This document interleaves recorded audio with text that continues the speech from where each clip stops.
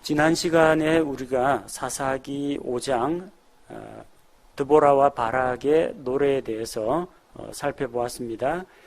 자, 이제 계속해서 지난 시간에 이어지는 17절부터 살펴보도록 하겠습니다. 지난 시간에 우리가 살펴볼 때 이사갈의 통치자들이 이사갈 지파가 드보라와 함께 하였고 또 바락도 게데스 납달리에서 왔죠. 이 납달리 지파도 그들과 함께 전쟁에 참여했습니다. 그런데 전쟁에 참여하지 않고 빠진 지파들이 거론되고 있죠. 루벤은 분열되어 있었습니다. 의견이 분열되어 있었습니다.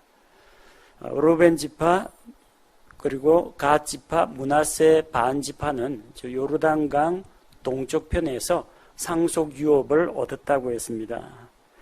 자, 그런데 루벤 지파가 이제 건너가서 싸울 것이냐, 말 것이냐, 의견이 분열되어 가지고 조용히 자기들이 양 치던 곳에서 양 울음 소리를 듣고 그냥 머물러 있었다고 했습니다. 17절에 보니까 길르앗은 요르단 건너편에 거하였도다. 요르단강 건너편에 암몬 자손들과 접경 지역에 있는 곳이 길르앗입니다. 넓은 풀밭이 펼쳐져 있고 가축들을 키우기에 아주 좋은 환경이죠.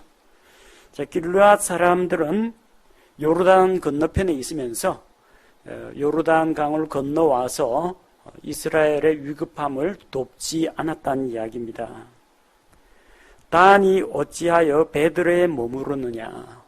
단 지파는 이스라엘 남서쪽 블레셋 지파하고 거의 접하고 있는 곳입니다. 자, 단 지파는 전쟁은 어디에서 벌어지고 있어요? 저쪽 기손강, 갈멜산 아래쪽에 있는 기손강, 거기서 전쟁이 일어나고 있는데 베들레에 머물러 있고 지금 해전을 하는 건 아닙니다. 바다에서 전쟁하는 거 아닙니다. 근데 베들레에 머물러 있고 싸움은 육지에서 일어나고 있는데 와서 도와주지를 않았다는 이야기입니다. 자, 아셀 지파. 아셀 지파는 이스라엘의 저 북쪽 해안가에 있습니다. 아셀 평야 지대에 있는데, 자, 아셀은 계속해서 해변에 있고 자기 항만에 거하였도다.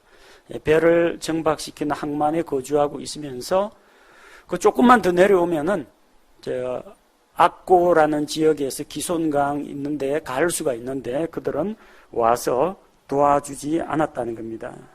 누가 와서 이 전쟁에 참여했느냐? 18절에 보니까 스불론과 납달리가 참여했습니다. 북쪽 갈릴리 지방에 보면은 납달리 지파, 스불론 지파, 그리고 아셀 지파 이런 지파들이 몇 개가 같이 뭉쳐 있습니다.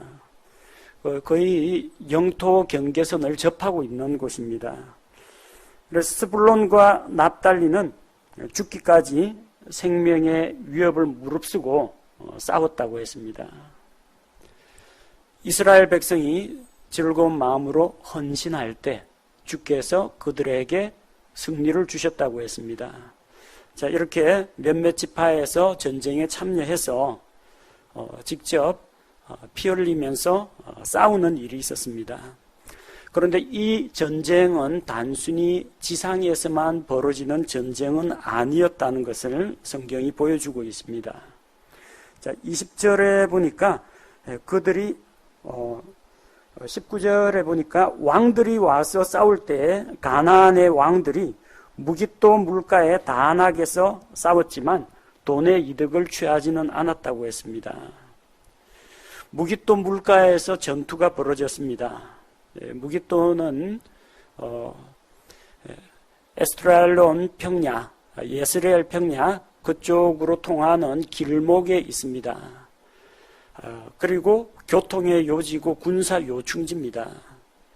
이 무깃도는 나중에 솔로몬 때에도 거기에 요새를 구축하고 군사 기지로 사용한 곳입니다. 이 무깃도 물가, 다른 말로 이야기하면 무깃도 물가 다낙이라는 곳입니다. 다낙하고 무깃도가 거의 인접해 있는 지역입니다. 그 주변에 기손강이 흐르고 있습니다. 바다를 향해서. 자, 가나안의 왕들이 무깃도 물가에서 싸웠는데 돈의 이득을 취하지 않았다고 했습니다. 왜냐하면 전쟁에서 패배하고 멸망했기 때문입니다. 자, 이 무깃도 골짜기에서 마지막 때 환란기에 아마겟돈 전쟁이 벌어지게 됩니다. 그 아마겟돈이라는 그 말이 무깃도에서 나온 말입니다. 자, 그들의 전쟁은 땅에서 싸우는 것뿐만 아니라 하늘에서도 전쟁이 벌어지는데 20절에 보니까 그들이 하늘에서부터 싸우되, 이 하늘에서부터 싸웠다는 것은 당시에 무슨 비행기가 있어가지고 공중전을 했다는 이야기가 아니고요. 이 전쟁은 하늘에 속한 영적 전쟁의 한 부분이었다는 것을 보여줍니다. 별들이 자기들의 다니는 길에서 시스라와 싸웠도다. 별들은 저 우주 공간에 박혀 있는데 그게 어떻게 지구로 내려와서 시스라의 군대와 싸우느냐? 여기서의 별들은 전체 행성을 말하는 것이 아니라는 이야기입니다. 하늘에 있는 별들이 떨어지면요, 그 지역에 떨어지면 운석 충돌로 인해 가지고 엄청난 대재앙이 닥칩니다. 하늘에 반짝반짝 빛나는 그 별을 말하는 게 아닙니다. 성경에서는 하나님의 천사들을 별들로 표현합니다. 욥기 38장 7절에 보니까 어느 때에 새벽 별들이 함께 노래하고 하나님의 모든 아들들이 기뻐 소리를 질렀느냐. 병행체로 이루어진 구문이죠. 새벽 별들이 노래하고 하나님의 아들들이 기뻐 소리를 지른다. 노래하다 소리 지르다 대꾸가 되죠. 새벽 별들, 하나님의 모든 아들들. 하나님의 직접적인 창조의 결과물인 하늘에 있는 천사들을 가리켜서 하나님의 아들들로 표현합니다. 여기에서 별들은 하나님의 천사들을 이야기합니다. 요한계시록에도 보면 오른손에 7별을 가지신 이가, 역시 예수 그리스도께서 천사들을 자기의 사역자로 사용하신다는 것을 이야기합니다. 그래서 이번 전쟁은 땅에서는 헌신한 하나님의 백성들이 싸우고 있지만 한편으로는 영적 전쟁이라는 것을 알 수가 있습니다. 하나님의 천사들이 이스라엘 편에 서서 시스라를 대적하여 싸웁니다. 또 시스라의 그 배후에 있는 악한 영적인 세력들과 싸웠다는 것을 말합니다. 그 싸움의 결과 21절, 22절 이스라엘이 승리하게 되죠. 기손강이 그들을 휩쓸었다고 했습니다. 기손강이 범람했다는 걸 이야기합니다. 우리가 앞쪽에서 살펴본 것처럼 하늘들이 물을 내리고 구름들도 물을 내렸다고 했습니다. 하늘에서 큰 비가 내려서 기손강이 범람하게 되었습니다. 기손강 주변에 있는 그 평야가 강물이 범람함으로 말미암아 거의 늪지대처럼 진흙탕이 됩니다. 그러면 시스라가 가지고 있는 900대의 병거들이 별 쓸모가 없게 됩니다. 병거 바퀴가 진흙창에 빠져가지고 좀처럼 기동을 할 수가 없습니다.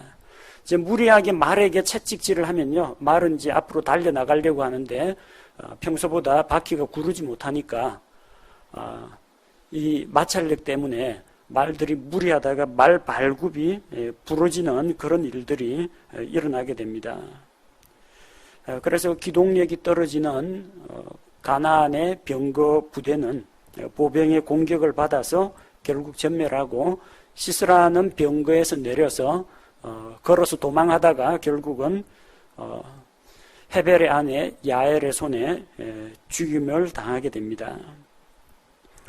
23절에 보니까 주의 천사가 말하기를 너희는 메로스를 저주하라. 메로스는 그 지역에 있는 지명 이름인데 정확하게 어느 지역인지는 아직 알려져 있지가 않습니다. 그 거주민들이 와서 주를 돕지 않고 와서 전쟁에 참여하지 않았다는 것을 보여줍니다. 자, 그리고 이번 전쟁에 있어서 결정적으로 적의 장군을 죽인 여성이 있죠. 야엘이 있습니다.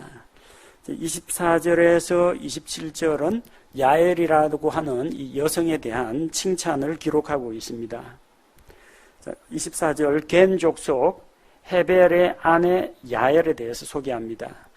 그녀는 여인의 몸으로서 적의 장군을 죽였습니다.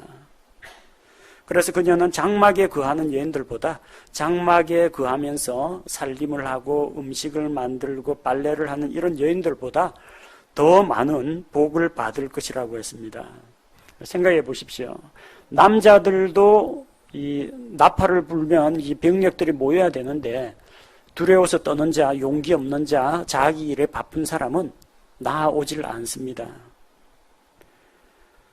르우벤 지파가 빠졌죠. 길르앗 거주민들이 오지 않습니다. 단 지파, 아셀 지파가 전쟁에 참여하지 않습니다.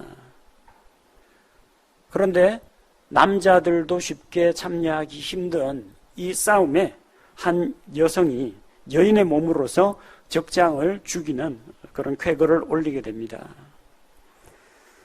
시스라가 병거에서 내려서 도보로 도망을 해서 평소 친분이 있던 헤벨의 아내 야엘의 장막에 이르렀습니다. 그래서 자기를 숨겨달라고 하고 쫓기느라 피곤하기 때문에 목이 말랐기 때문에 물을 달라고 했습니다.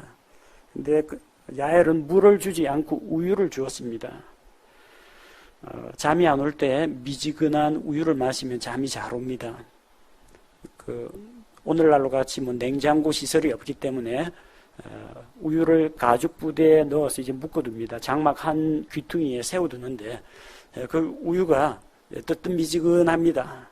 그래서 약간 미지근한 그 우유를 마시고 금방 잠에 골아 떨어지게 됩니다.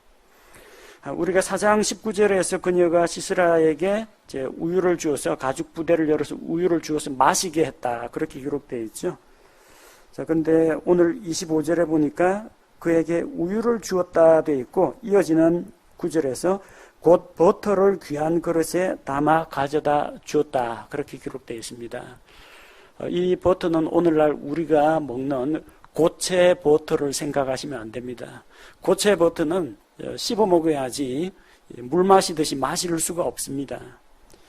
그 우유를 가죽 부대에 넣어두고 이 정체된 상태에서는 위쪽에 크림 라인이 뜨게 됩니다. 그리고 이 우유를 묶어두기 때문에 열에 의해서 부분적으로 발효가 됩니다. 그래서 우유가 엉긴 젖처럼 몽글몽글한 젖처럼 됩니다. 우리 후루룩 마시는 요구르트 말고요. 약간 죽처럼 끈적끈적한 그런 떠먹는 요구르트 있죠. 그거하고 비슷한 점성을 가지고 있다고 생각하면 됩니다. 그래서 말하자면 이게 우유는 우유인데 우리가 마시는 차갑고 맑은 우유가 아니고요.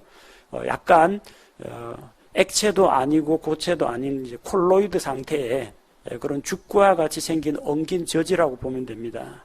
그래서 우유를 먹었다고 해도 맞고 위쪽에 뜨는 그 크림 라인 그 버터를 마셨다, 그 액체 버터를 마셨다 해도 옳은 말입니다. 자, 그래서 그녀가 시스라를 곱게 마실 것을 주고 덮어주고 재운 다음에 그녀는 쇠망치를 가지고 쇠망치 영어 성경 보십시오. 해머입니다. 못질하는 우리 땅땅땅 치는 요런 망치가 아니고요. 장막 말뚝을 때려 박는 텐트 지주핀 고정시키는 그 해머입니다.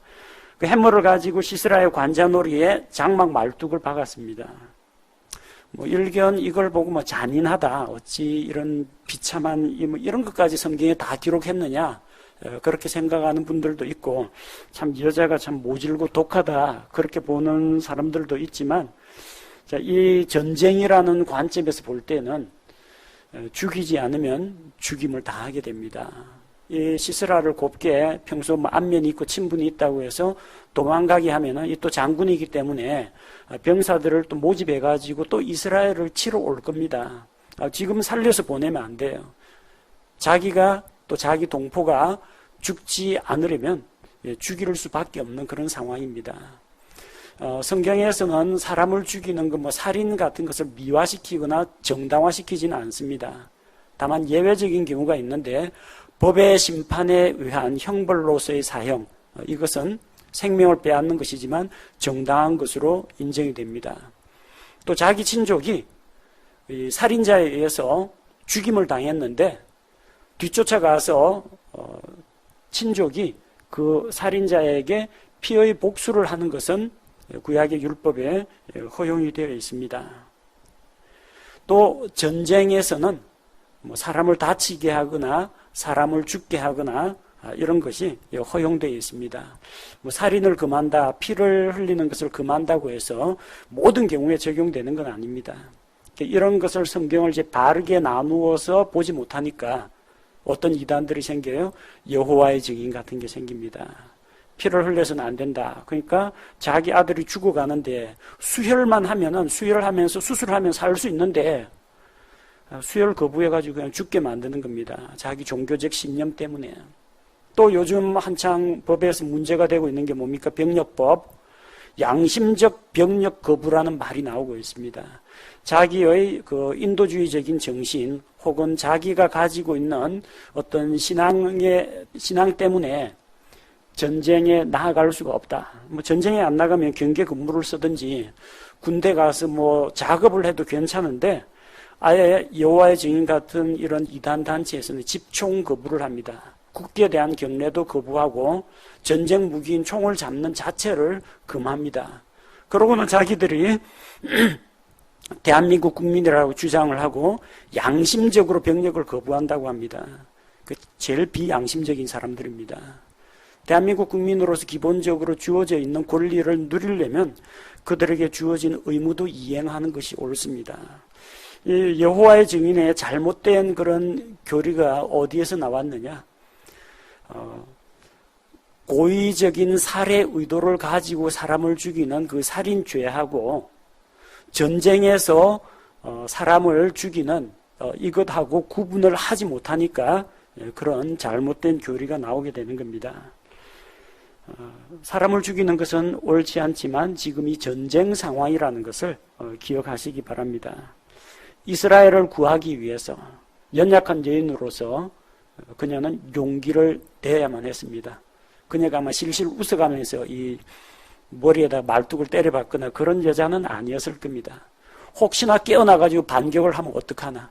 또 그동안 억눌렸던 거, 이스라엘을 압제했던 그에 대한 그런 보복을 하느라고 상당히 긴장하고 고민하고 떨렸을 겁니다. 하지만 그걸 극복하고 해냈습니다. 적장을 죽였습니다. 27절에 보니까 그가 시스라가 그녀의 발 앞에 구부러지며 쓰러지고 넘어졌으며 그녀의 발 앞에 구부러지고 쓰러져서 구부러진 곳에서 거기서 쓰러져 죽었도다. 그냥 구부러져 죽었다 하면 끝날 텐데 동일한 표현이 구부러지고 쓰러지고 넘어지고 구부러지고 쓰러져서 구부러진 곳에서 쓰러져 죽었다. 반복적인 표현을 통해서 확실한 승리를 강조하고 있습니다. 아마 순간적으로 이 말뚝이 박히니까 비명을 지를 새도 없이 몸이 어떻게 수축되면서 고통에 겨워가지고 아마 떼굴떼굴 굴렀었던 모양입니다. 하지만 머리에 말뚝이 박히고 무사할 수는 없죠. 그 자리에서 죽었습니다. 그리고 28절에서 30절 보면은 대적들에 대한 이 조롱의 표현이 나옵니다. 이게 지금 드보라와 바락의 노래입니다. 노래 가운데 하나님을 찬양하는 파트가 있고요. 또 노래 가운데 전쟁 상황에 대해서 설명하는 묘사하는 부분이 있고 또 적군의 상황이 어떠한지 직접 눈으로 본 것은 아닙니다만 이 시스라가 왜 이렇게 빨리 돌아오지 않느냐 기다리고 있는 시스라의 어머니가 아마 이런 생각을 하고 있었을 것이다 라고 추측을 해서 노래하는 겁니다. 자, 전쟁에 나가면 승리를 거두고 아들이 일찍 돌아오곤 했는데 그날은 어떻게 하늘에서 비가 쏟아지더니 아들이 돌아오는 길이 늦어지니까 마음속으로 생각을 합니다. 마음속으로 이제 걱정이 되죠. 전쟁터에 나간 아들이 빨리 돌아와야 하는데 오늘따라 그의 병거 바퀴가 왜 이렇게 더디게 굴러가는가, 속도를 못 내는가. 그러자 옆에서 듣고 있던 그녀의 지혜로운 부녀들이 아마 시스라가 군대 대장이니까 그 부녀들이라고 말하는 것은 그 대장의 집안에서 일을 하고 있는 어떤 시녀들, 아마 이런 사람들이었을 겁니다. 그래서 그 마나님에게 안심시키려고 이야기합니다.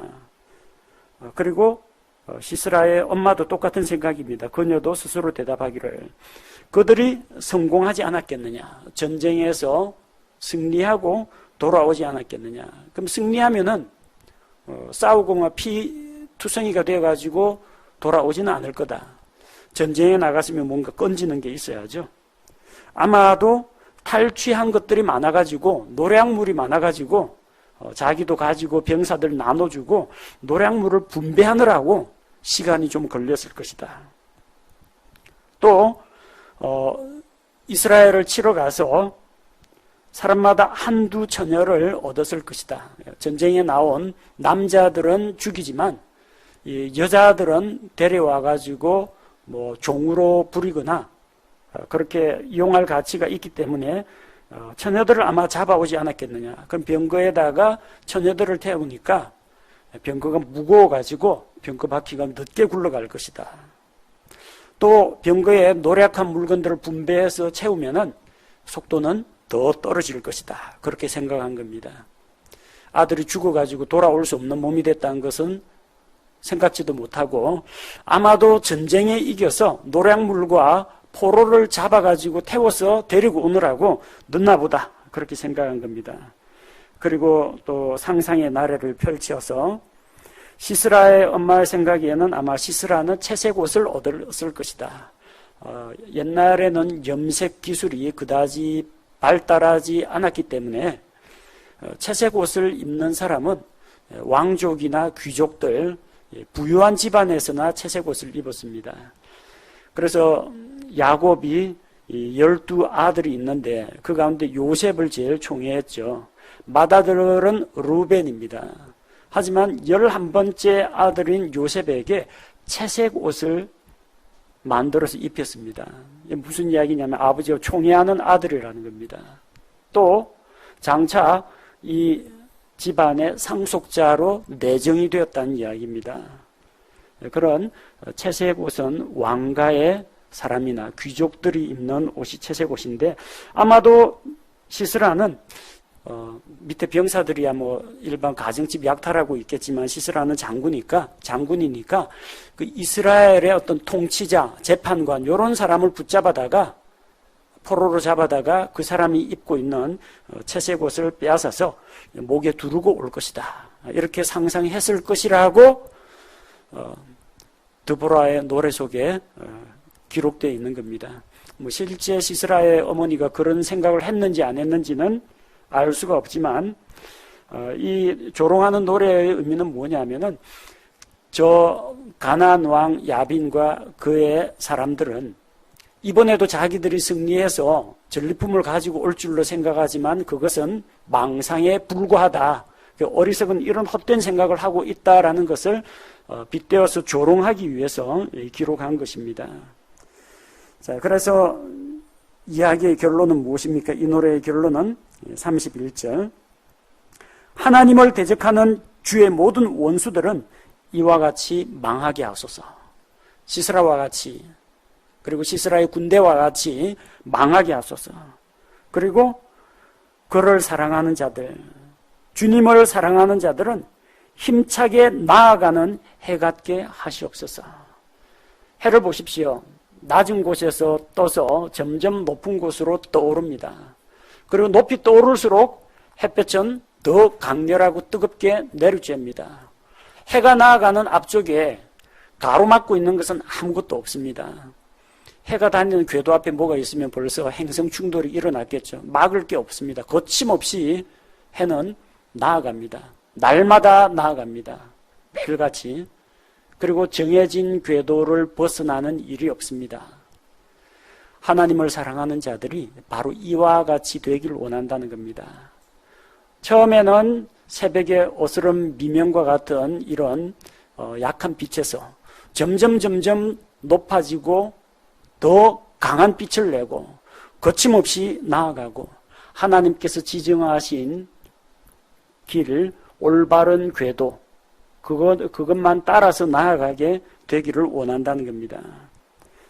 그리고 이 노래의 전반적인 내용은 이스라엘에게 승리를 주시는, 하나님을 높이고 찬양하는 내용으로 기록이 되어 있습니다. 주께서 승리를 주신 결과 그 땅에서 40년 동안 안식이 있었더라. 40년 동안의 평화를 누리게 되는 겁니다. 참 감사한 일이죠. 이스라엘은 반역하고 하나님께 불순종했는데 하나님 앞에 부르짖고 도움을 청하니까 하나님께서 이번에도 구원자를 보내주셔서 이스라엘을 대적의 손에서 건져내시고 40년 동안의 평화를 주셨다는 겁니다. 자, 이런 평화는 거저 얻어지지는 않습니다. 자기 죄를 시인하고 하나님께 회개하며 부르짖어야 됩니다. 또 하나님께서 승리에 대한 약속을 주셨더라도 나아가서 싸우는 것은 우리의 몫입니다. 하나님의 백성은 영적 전쟁에 참여해야 합니다. 우리는 날마다 사악한 영적 세력들과 맞서 싸우고 있습니다. 또 우리 자신, 우리의 옛사람, 육신과 싸우고 있습니다. 나태함과 안일함에 빠져 있는 자, 영적 전쟁에 승리할 수 없습니다. 자기 일에 바쁜 사람, 영적 전쟁에 나아가지 못합니다. 오직 주님께서 일을 하시는 곳에서 주님과 함께 나아가서 대적들을 물리쳐야 합니다. 근신하고 깨어서 우리를 삼키려고 찾아다니는 이 대적 마귀를 대항하여 싸우고 또 하나님을 가까이 함으로 이 악한 마귀가 물러가게 해야 합니다. 영적 전쟁터에서는 용기가 필요합니다. 소심한 바락보다는 여자지만 야엘과 같이 당차고 용기 있는 사람이 필요합니다. 그녀는 군사훈련을 받은 적이 없습니다. 손에 칼과 창을 쥐어보지를 못했습니다. 아마 부엌칼 정도는 잡았을 겁니다.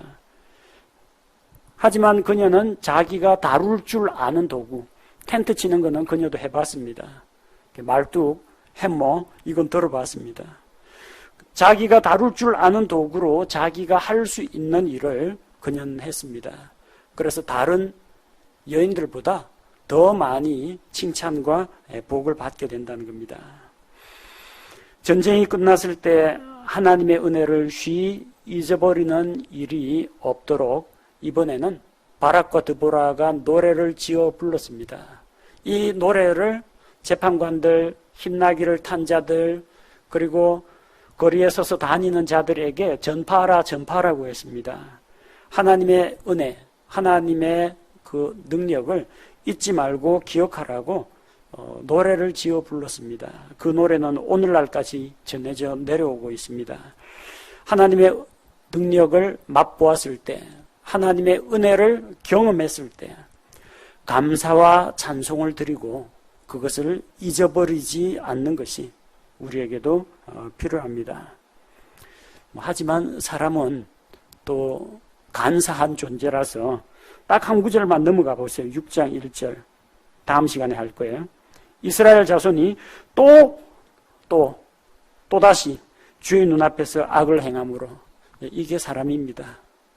우리 자신의 연약함을 인정하고 우리가 습관적으로 같은 죄에 빠지지 않도록 하나님께 도움을 요청하고 우리 자신을 근신하여 지켜야겠습니다.